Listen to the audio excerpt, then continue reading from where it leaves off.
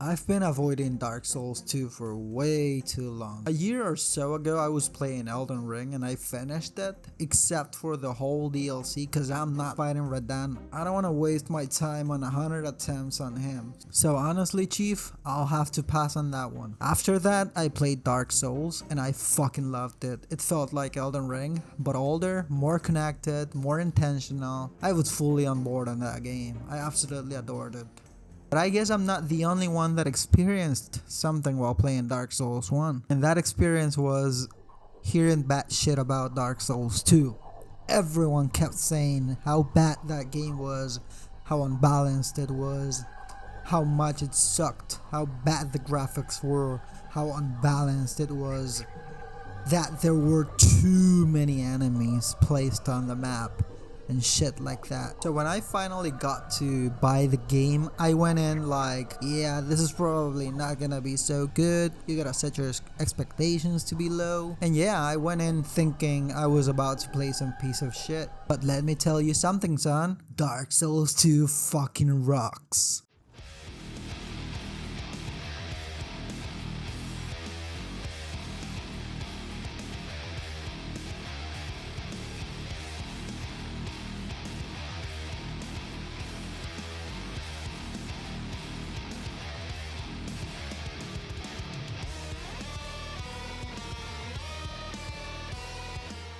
Honestly, I don't want to say that Dark Souls 2 rocks very lightly, because I remember the exact moment I decided to give it a try. For context, when I decided to give Dark Souls 2 a try, I was playing Dark Souls 1 and I was getting my ass handed to me by these two fuckers. And I thought, what if I rage quit and play Dark Souls 2 instead? At the moment, Steam had a sale, so why not? And pretty quickly, I started noticing things that people never really talked about. Positive shit like fast travel. Bro, this alone made a huge fucking difference for me.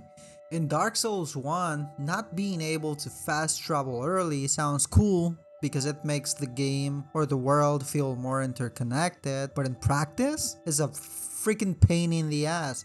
I remember getting cursed by those frogs, froggy things. I don't know what they're called, honestly. And I had to walk all the way back to the start of the game to be able to farm some rats in order to buy an item that gets rid of the curse. At that point, Dark Souls 1 is no longer fun, let me tell you. And in contrast, Dark Souls 2 just lets you move around freely, and honestly, I enjoyed the game way more because of it. Like, you could just fast travel anywhere, and the system was better overall. I know, after you kill Ornstein and Smo, you unlock fast travel, but god damn, does it not arrive too late. Same thing with the runbacks. I get it, it's part of the difficulty, it builds tension, whatever. But let's be real, most of the time, it's not hard, it's just tedious. You're not learning anything new, you're just repeating the same walk over and over again. And Dark Souls 2 cuts a lot of that down, and that made me actually want to keep playing instead of just getting frustrated. And if you died enough times in that area, enemies would just despawn, so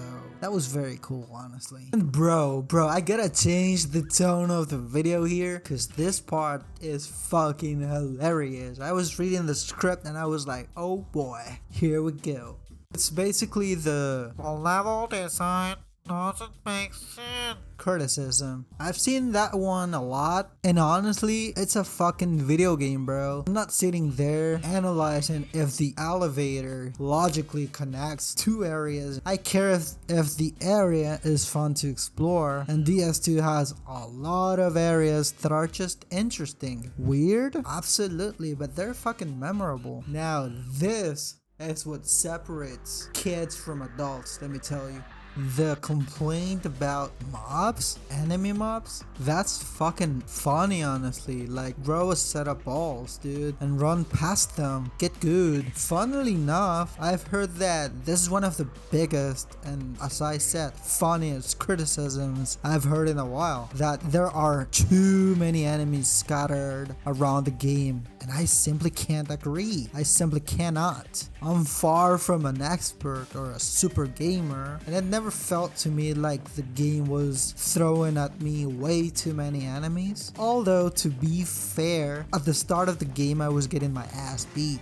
I was about to quit. Yeah, I was a little pussy back then, but then I grew a set of balls and I finished the game. Here's the first part of criticism that I actually sort of agree with, but not completely, and it's the movement. At first, it feels weird as shit. Movement is kind of floaty. Attacks don't really feel as tight as in Dark Souls 1, and it's very apparent and very obvious the game runs on a different engine. It almost feels like you're walking on clouds, I'd say. But after playing for some time, you get used to it. It starts to feel normal. So I just think people say that because it's not Dark Souls 1. All this to say one thing. After you go deep enough playing Dark Souls 2, you realize something. This game is not bad at all. It's just a bunch of people wanting it to be bad. And yeah, after finishing it, I can confidently say Dark Souls 2 fucking rocks. Would I recommend it? Absolutely. You'll get at the very least 50 hours out of this bad boy, and that doesn't include the DLC, which I might make a video on. So if you liked the video, don't forget to leave a like,